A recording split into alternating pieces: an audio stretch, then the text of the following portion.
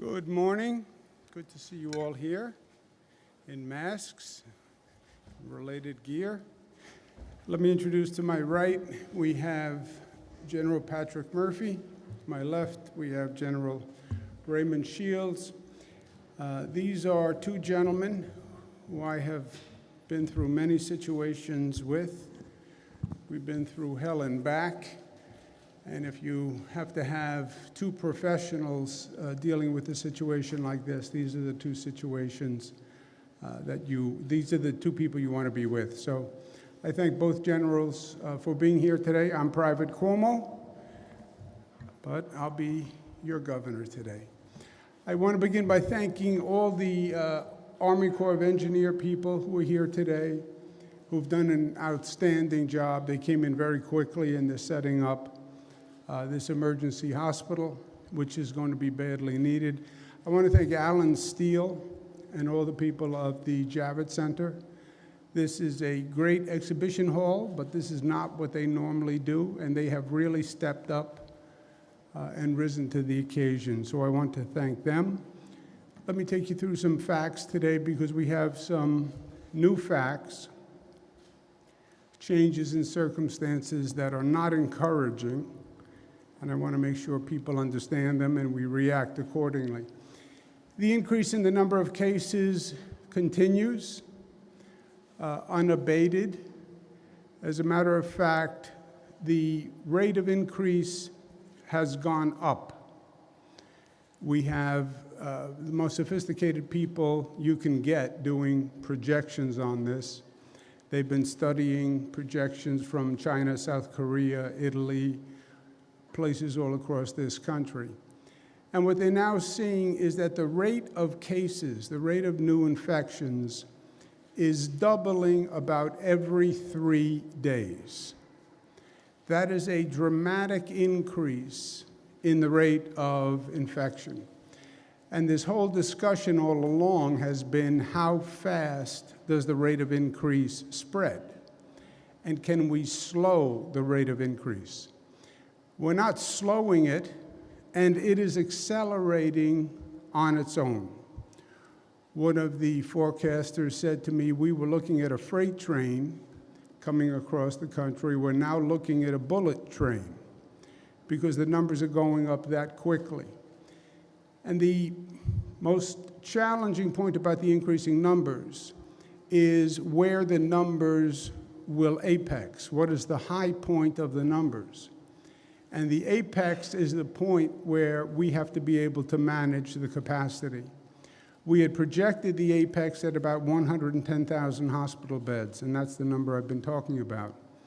The new projection suggests that the number of hospital beds needed could be as high as 140,000 hospital beds. So flatten the curve, flatten the curve. We haven't flattened the curve, and the curve is actually increasing. That means the number of hospital beds, which is at 53,000 beds, 3,000 ICU beds.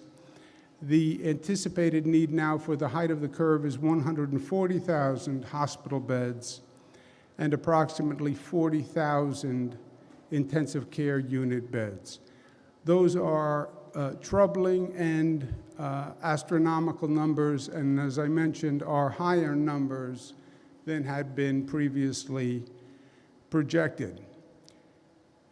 We are exercising all options as aggressively as we can. That rate of increase, that apex, they project at this time could be approximately 14 to 21 days away. So not only do we have a spike in the increase, when you spike the increase in cases, it accelerates the apex to a point where it could be as close as 14 to 21 days. We're exercising all options. We're doing everything we can on every level to, quote unquote, slow the spread, flatten the curve. We've closed businesses. We've reduced street density. We had an issue in New York City. I spoke to Mayor de Blasio. I spoke to City Council Speaker Corey Johnson. We'll have a plan that I believe will be in place by noon today. And we have increased testing to the highest level in the United States and the highest per capita level on the globe. No one is testing more than we are testing. So in many ways, we have exhausted every option available to us. We've closed all the businesses, we've reduced the street density, and we've increased testing to the highest level in the country. We're also trying all the new drug therapies, the hydroxychloroquine, which the president speaks about and is optimistic about, and we hope for optimistic results also. We're actually starting that today. The president and the FDA accelerated that drug coming to New York. So the hospitals will start using that drug today.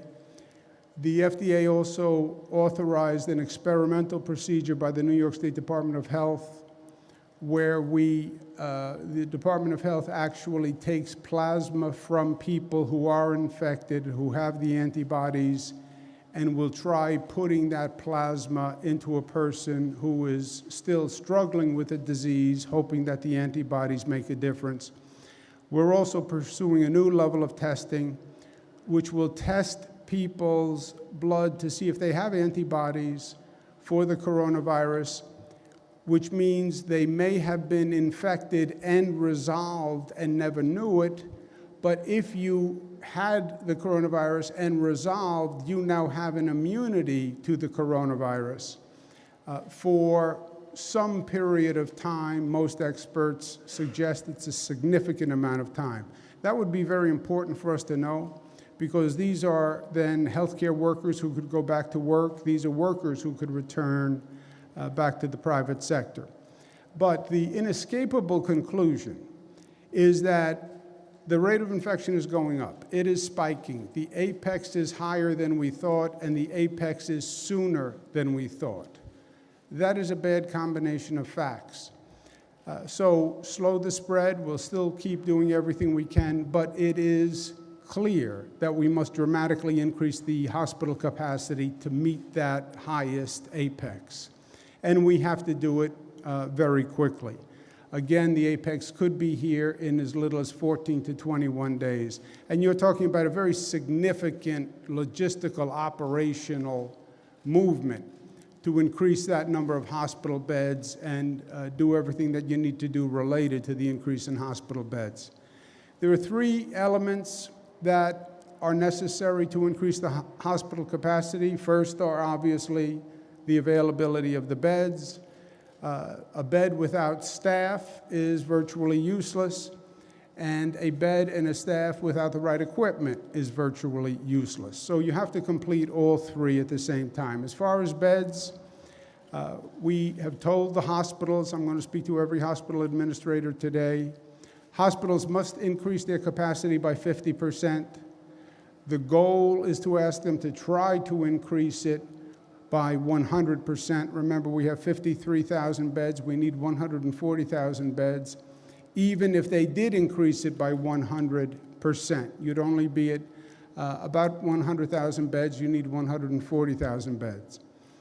Emergency hospitals like the 1,000-bed facility that's being built here will be helpful.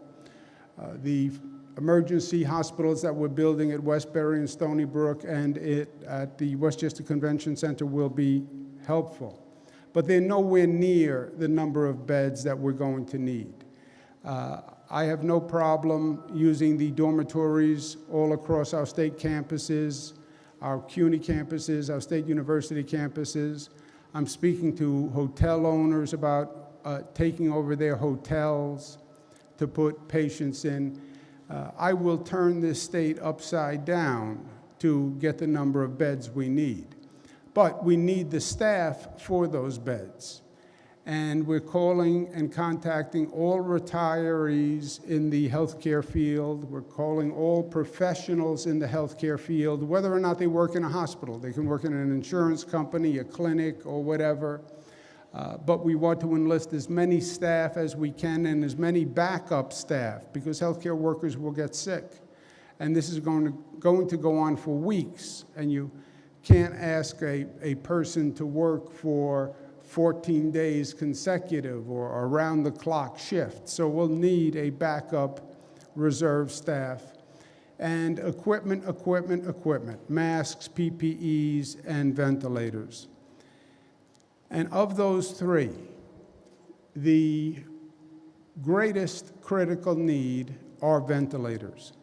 Now, ventilators, you say ventilators, nobody really knows what you're talking about. The people who are going to come in, the people who will have acute needs, these are people who are under respiratory distress. They need a ventilator. The ventilator will make the difference between life and death, literally, for these people. This is a piece of equipment that in the normal course of business, you don't have a need for high levels of ventilators. And our hospital system has about 3,000 or 4,000 that has always met the need. This is a dramatic increase in the number of ventilators that you need. We have been working around the clock, scouring the globe. We've procured about 7,000 ventilators. We need, at a minimum, an additional 30,000 ventilators. You cannot buy them. You cannot find them. Every state is trying to get them. Other countries are trying to get them. The capacity is limited. They're technical pieces of equipment. They're not manufactured in 2 days or 4 days or 7 days or 10 days. So this is a critical and desperate need for ventilators. We're going so far as to trying an experimental procedure where we split the ventilator. We use one ventilator for 2 patients.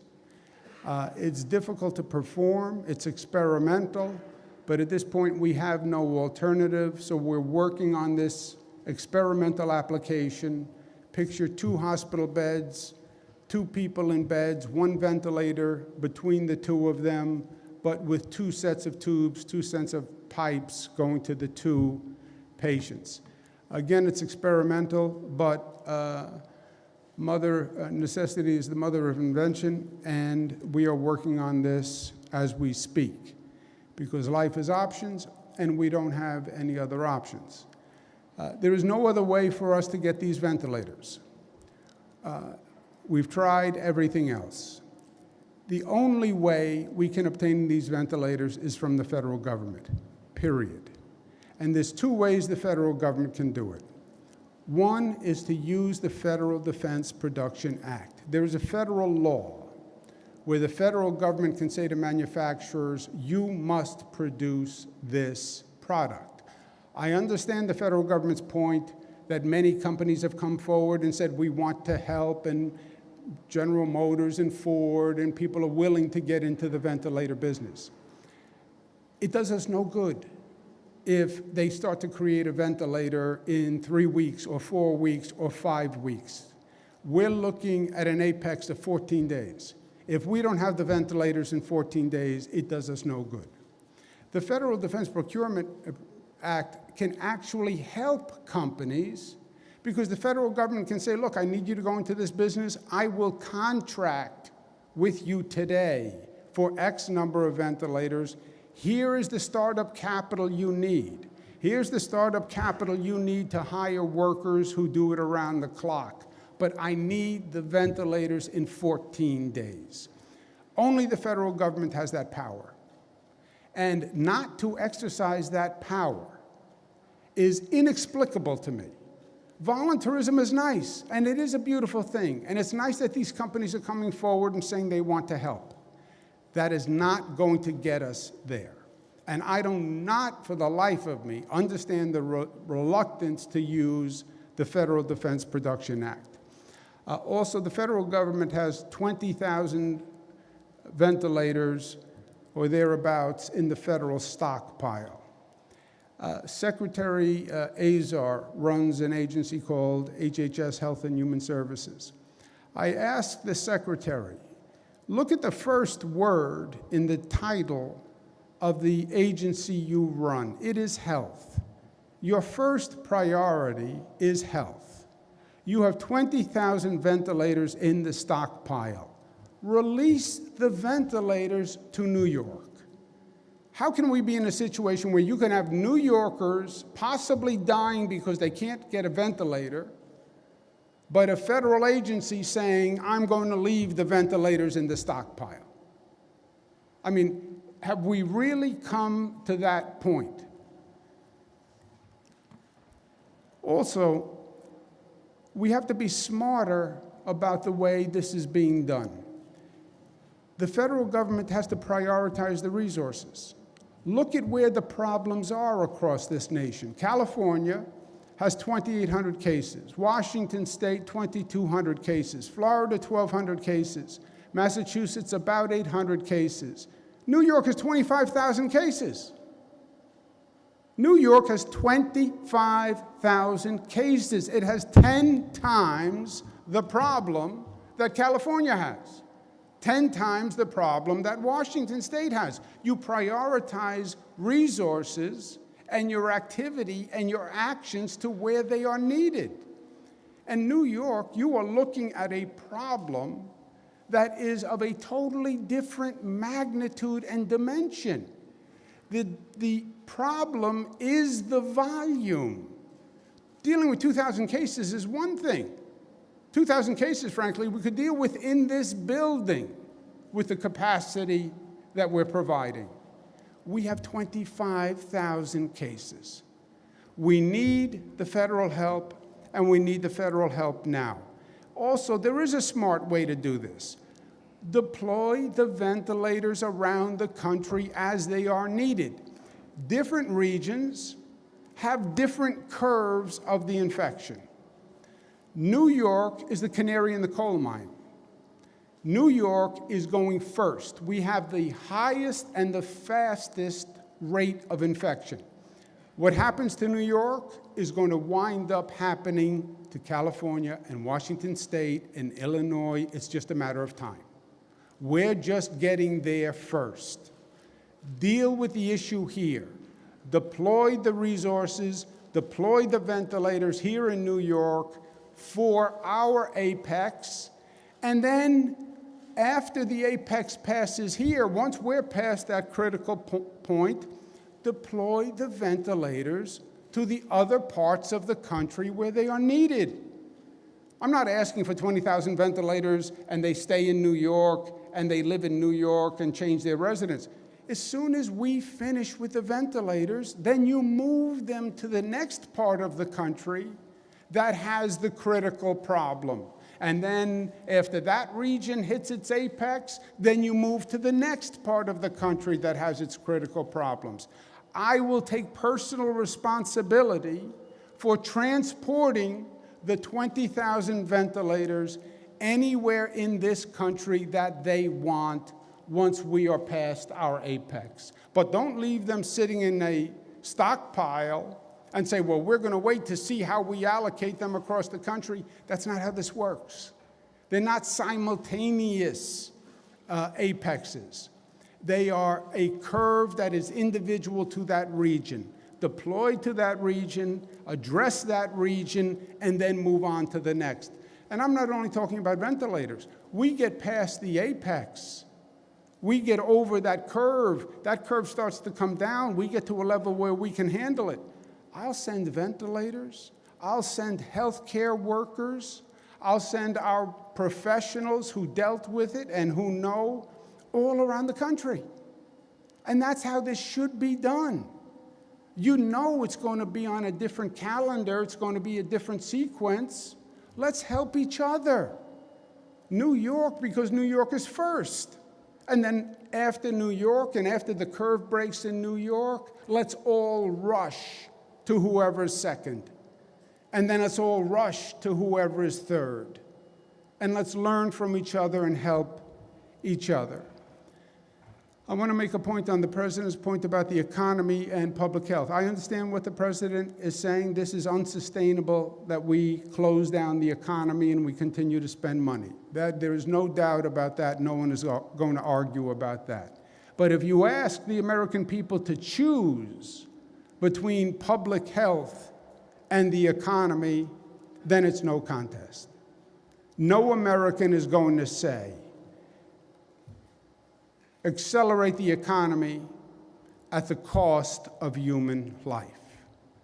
Because no American is going to say how much a life is worth.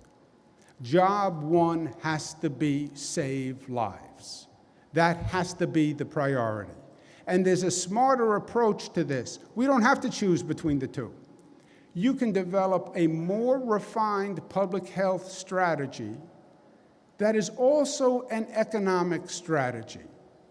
What do I mean by that? Our public health strategy was a blunt instrument. What we said at a moment of crisis is isolate everyone. Close the schools, close the colleges, send everyone home, isolate everybody in their home. In truth, that was not the most refined public strategy. Why? Because it wasn't even smart, frankly, to isolate younger people with older people. But at that moment, we didn't have the knowledge, we needed to act, that's what we did. You can now start to refine that public health strategy. You can start to say, look, the lower risk individuals do not need to be quarantined. And they shouldn't be quarantined with an older person who they may be transferring it to.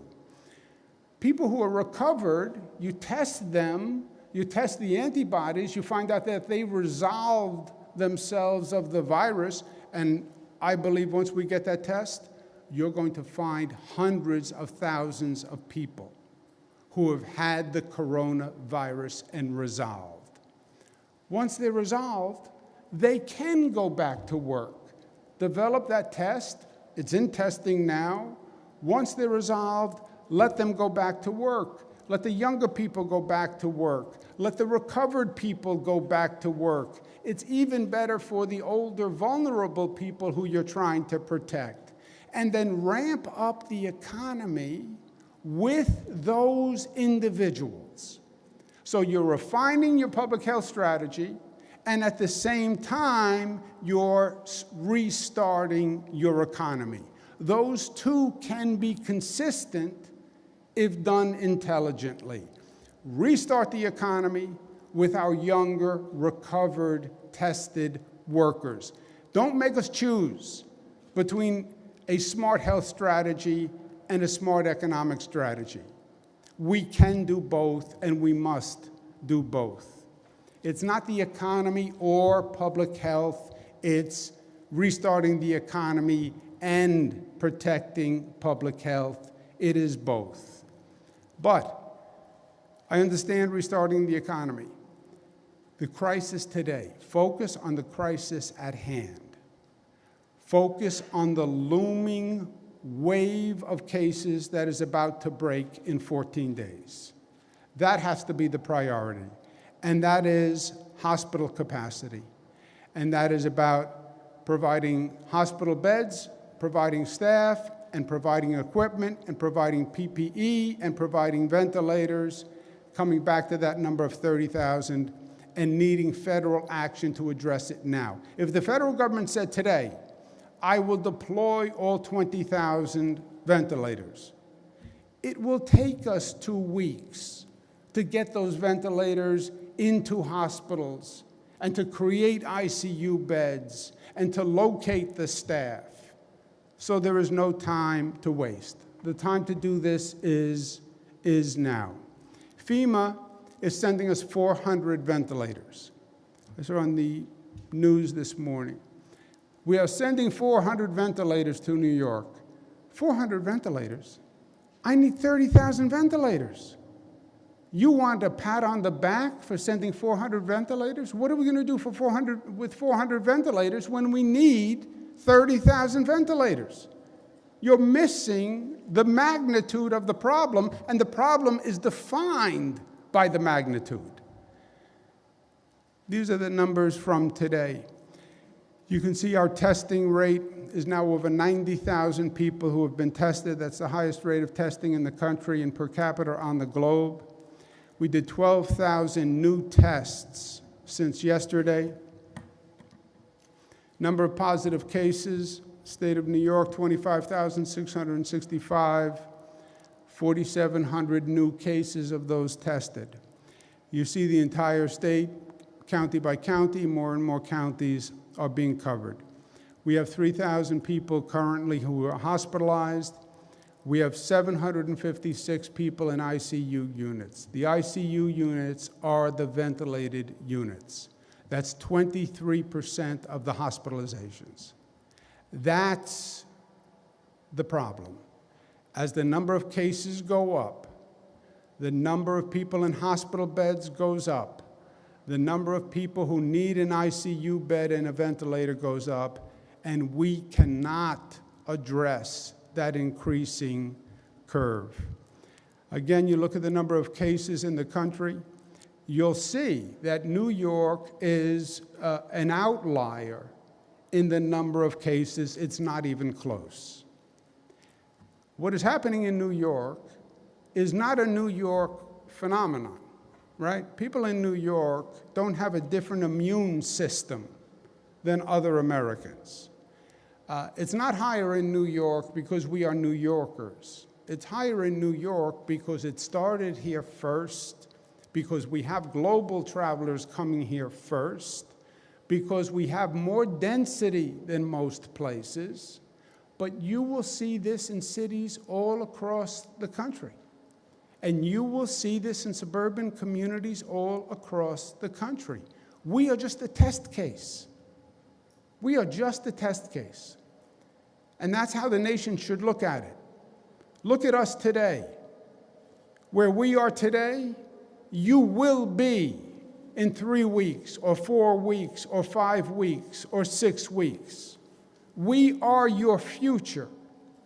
And what we do here will chart the course for what we do in your city and in your community. I'm not asking you to help New York just to help New York. I'm asking you to help New York to help yourselves. Let's learn how to do it right. And let's learn how to do it right here. And let's learn how to act as one nation. And let's learn how to act as one nation here. And we learn the lesson here, we will save lives in your community. I promise you that. We're delivering supplies that we've been able to purchase. Today, New York City has had a critical problem. I spoke to Mayor de Blasio. He's right. He had a critical problem on PPE, gowns, masks, etc. The equipment we're bringing today will resolve that immediate need. There'll be no hospital in the city of New York who will say today their nurses, their doctors can't get equipment. And we're addressing that need not just for New York City, but also for Long Island and Westchester. We have acquired everything on the market there is to acquire. We've had a full team purchasing from companies all across this globe, buying everything that can be purchased. And we're bringing that here to distribute to New York City, Long Island, Westchester, because that is the greatest need. This number of supplies will take care of our immediate need. It does not take care of the need going forward 3, 4, 5, 6 weeks. The burn rate on this equipment is very, very high. I can't find any more equipment. It's not a question of money. I don't care what you're willing to pay. You just can't find the equipment now. But this will take care of the immediate need. I don't want our healthcare workers who are doing God's work. They are doing God's work. Can you imagine the nurses who leave their homes in the morning, who kiss their children goodbye, go to a hospital, put on gowns, deal with people who have the coronavirus? They're thinking all day long, oh my God, I hope I don't get this. Oh my God, I hope I don't get this and bring this home to my children. You want to talk about extraordinary individuals. Extraordinary. And it's the nurses and the doctors and the healthcare workers. It's the police officers who show up every day and go out there and walk into a situation that they don't even know what they're walking into. And it's the firefighters, and it's the transportation workers, and it's the people who are running the grocery stores and the pharmacies and providing all those essential services. Most of us are in our home, hunkered down, worried. They're worried, and they're going out there every day, despite their fear, overcoming their fear. And not for their family. They're doing it for your family. When you see them on the street, when you see them in a hospital, please just say thank you and smile and say, I know what you're doing. What happens? All these facts, all these numbers. Am I strong in my language vis-a-vis the federal government? Yes, I am. But what happens at the end of the day? What does it all mean? That's what people want to know. What does it all mean? What it all means is what we said it all means the first day this started. The first day I went before the people of New York State and I said, I'm going to tell you the truth. I'm going to tell you the facts the way I know it. Those facts have not changed. Those facts are not going to change. This is not a new situation. We've watched this through China. There are hundreds of thousands of cases. 80% will self-resolve. That's why experts say to me, tens of thousands or hundreds of thousands of people have had the virus, didn't know they had it, and resolved. That's why we have to get that test that shows you had the virus because you have the antibodies. And you did resolve. And once we do that, that's how you get the economy back to work. That's how you get the backup healthcare workers. But 80% are going to self-resolve. 20% are going to need hospitals. It's not about that. It's about a very small group of people in this population who are the most vulnerable. They are older, they have compromised immune systems, they are HIV positive, or they have emphysema, or they have an underlying heart condition, or they have bad asthma, or they're recovering from cancer. Those are the people who are going to be vulnerable to the mortality of this disease. And it is only 1% or 2% of the population. But then why all of this? Because it's 1% or 2% of the population. It's lives, it's grandmothers and grandfathers and sisters and brothers. And you start to see the cases on TV. It's a 40-year-old woman who recovered from breast cancer but had a compromised immune system, and 4 children at home. That's what this is about. It's about our vulnerable population. I called the executive order that I passed Matilda's Law, my mother. It's about my mother. It's about my mother. It's about your mother. It's about your loved one. And we will do anything we can to make sure that they are protected. Again, keeping it in perspective, Johns Hopkins, 387,000 cases, studied 16,000 deaths on 387,000. 100,000 recoveries worldwide, 268,000 pending. Last point, it is about the vulnerable. It's not about 95% of us. It's about a few percent who are vulnerable. That's all this is about. Bring down that anxiety, bring down that fear, bring down that paranoia. It's not about 95% of us. And we're going to get through it because we are New York, and because we've dealt with a lot of things, and because we are smart. You have to be smart to make it in New York. And we are resourceful, and we are showing how resourceful we are. And because we are united, and when you are united, there is nothing you can't do. And because we are New York tough. We are tough. You have to be tough. This place makes you tough, but it makes you tough in a good way. We're going to make it because I love New York, and I love New York because New York loves you. New York loves all of you. Black and white and brown and Asian and short and tall and gay and straight. New York loves everyone. That's why I love New York. It always has, it always will. And at the end of the day, my friends, even if it is a long day, and this is a long day, love wins, always, and it will win again through this virus. Thank you.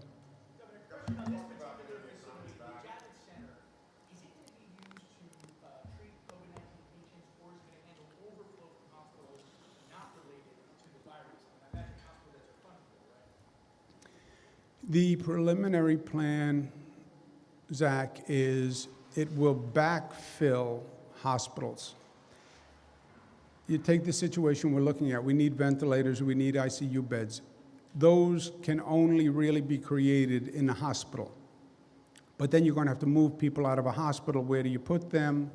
This facility, 1,000 beds, can backfill from a hospital.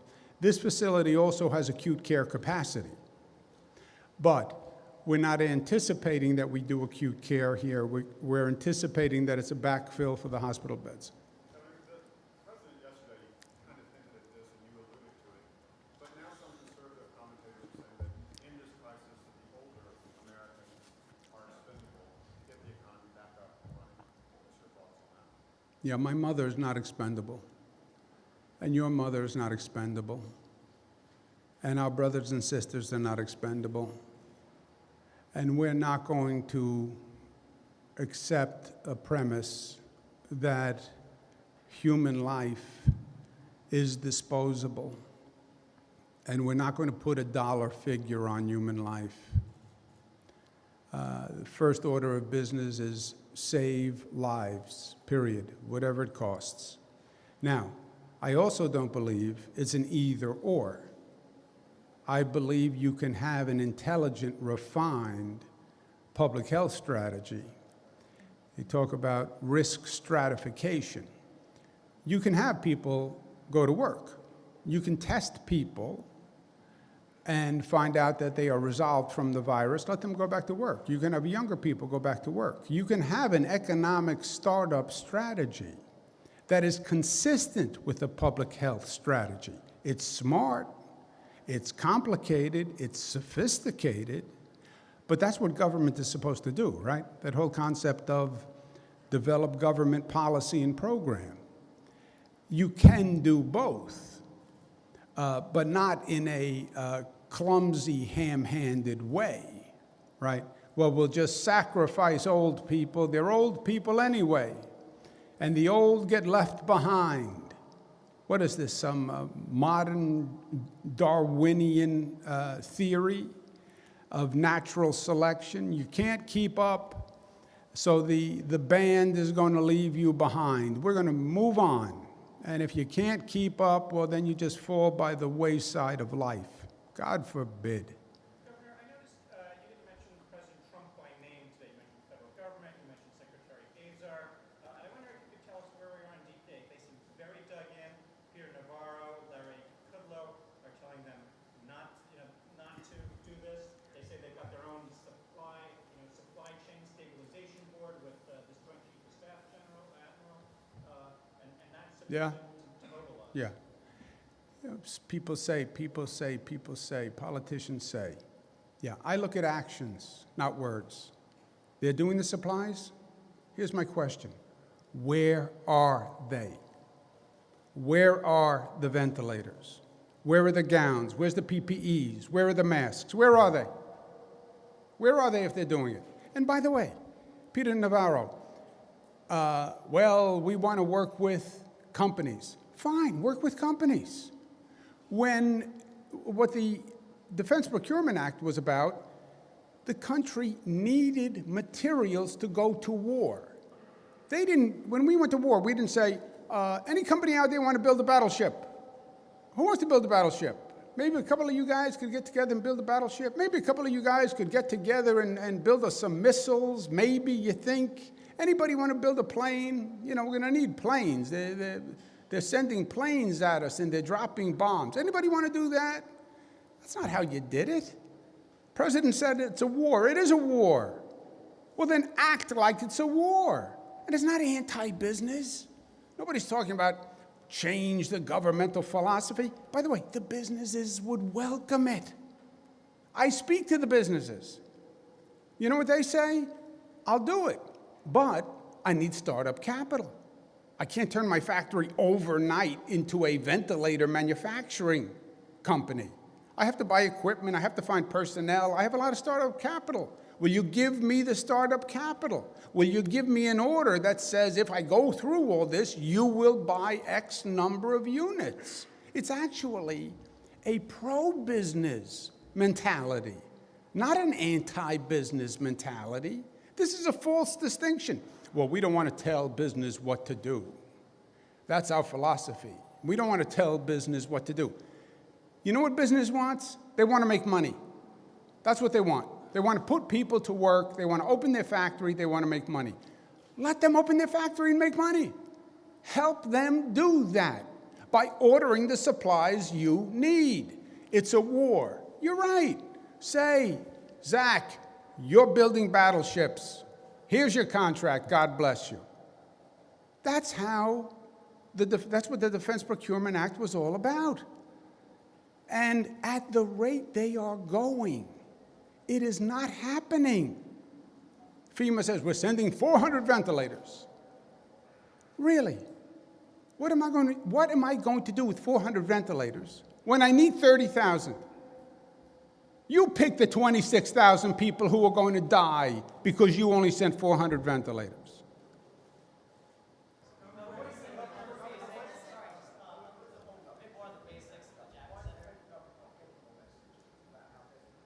You have to ask the federal government. What do I know? I don't know. Their answer is, we don't need to do it because companies are coming forward who want to do it. And by the way, I am sure that is true. It's just the timeline doesn't work. I don't need ventilators in 6 months. And I don't need ventilators in 5 months, 4 months, or 3 months. And by the way, California is not going to need ventilators in 6 months. It is now. So you're asking a business to produce what is a sophisticated piece of electronic equipment, a ventilator, and to do it in 14 days. That's an enormous undertaking. They can't do that on a voluntary basis. If you use the Defense Procurement Act, DPA, then you say, I'll pay for it. I'll give you the startup capital. I'll fund you buying the equipment. I'll fund you hiring workers. Otherwise, it doesn't work on a normal business timetable. And the businesses want to know, look, if I go through all of this, somebody has to buy 40,000 ventilators. You know, ventilator is, on average, $20,000, $25,000 per ventilator. This is an expensive item. Nobody's going to build 40,000 ventilators unless they know someone is buying 40,000 ventilators. And that's what the federal government can give them with the DPA. I buy 40,000 ventilators. Caveat, they have to be here in 21 days. And then use them here. We hit the apex first. I will transport them anywhere you want in the country. I'm not asking you to give us 40,000 ventilators out of infinitum. Address the curve here, and then that curve is going to be going all across the country. You hear what I'm saying here today? You're going to have the governor of California several weeks from now saying the same thing. You're going to have the governor of Illinois saying the same thing, the governor of the state of Washington saying the same thing. Do it right here. We're just the first case. We're just the first template. Do it right here, and then we'll move the goods. I'll move the professionals.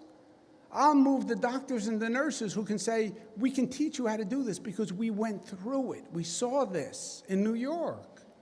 We can actually help one another. That's smart. That's right. That's the American way.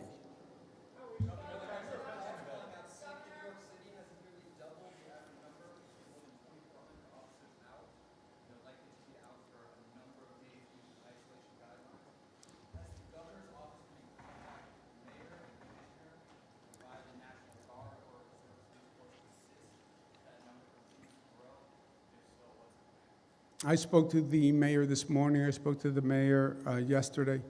Whatever need he has, we'll figure out how to address. You have a lot of situations that develop here that just no one could have expected, right?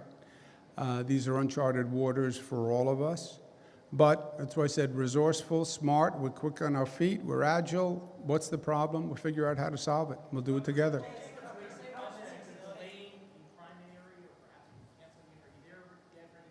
I haven't even thought about it, Zach. All right, guys, last one.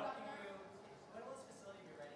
Is it 1,000 or 2,000 beds? Can you also say how many military and naval personnel have working here? Multi-part question.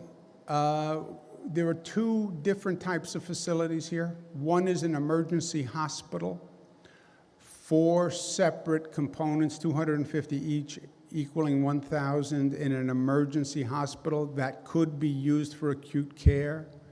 There's a second facility, if you will, which is 1,000 beds. It's a lower level of medical care for people who don't need as intense service. But let me ask the generals, Pat, you want to comment on that, Pat, or General Shields? No, sir. What the governor provided was exactly what it is the phase. You want your mic? The first phase of the build out is the 1,000 beds from Health and Human Services. It comes in with the kit. We lay medical professionals over the top of that. We go to phase 2. We continue to build out bed capacity so that we can provide a little higher level of care potentially as we move forward, but we have an immediate level.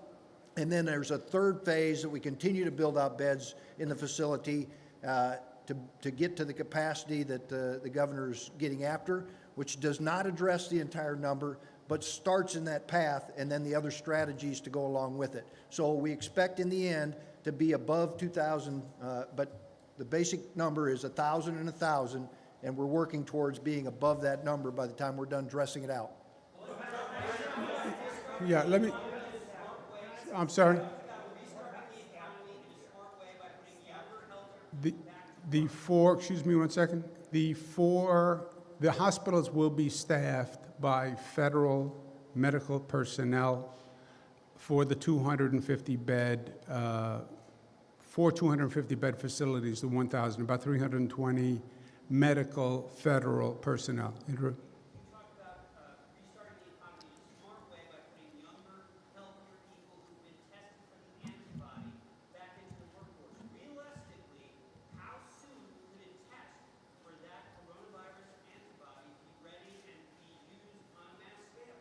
They're working on it now. You don't have a hard answer now, Andrew. They're working on it now. They're developing it. It's a fairly simple test. I'm not a medical. It's only testing your blood for those antibodies, right? So it's a fairly simple test. I don't have an answer, but I can get you an estimate. But let me just, because these all come back to the same point.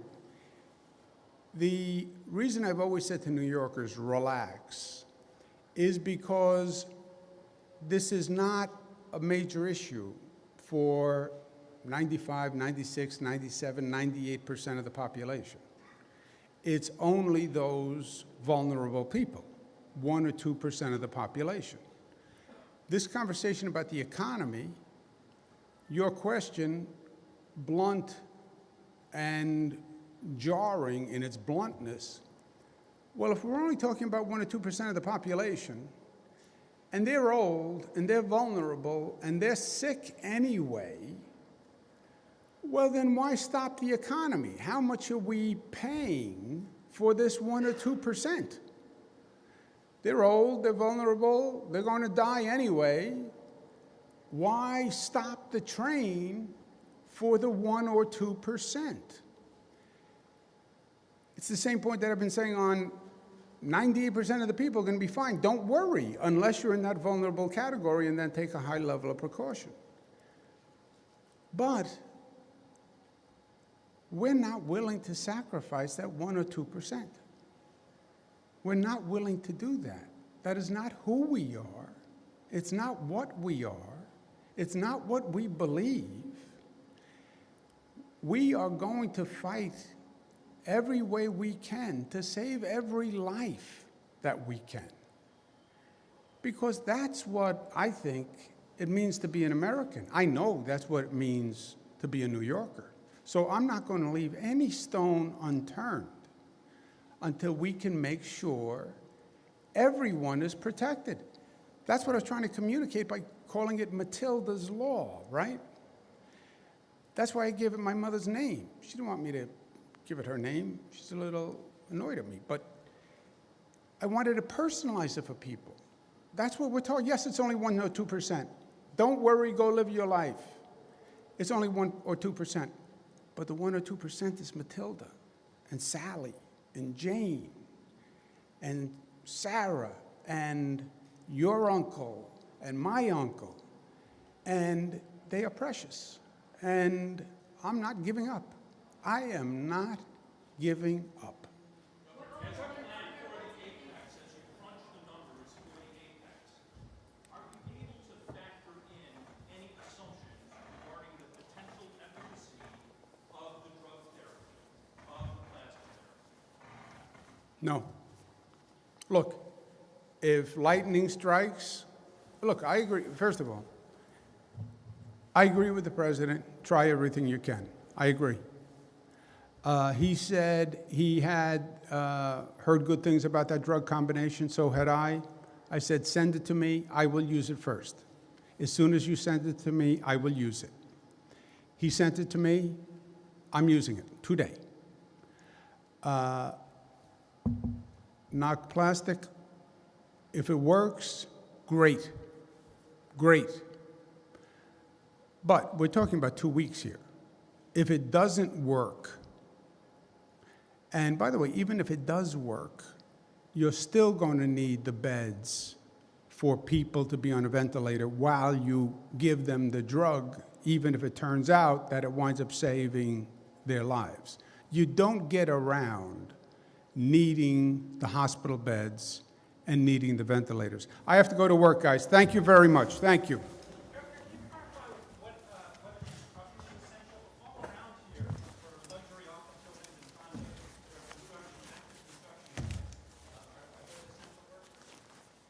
I would have to check exactly what projects they're doing. I don't know.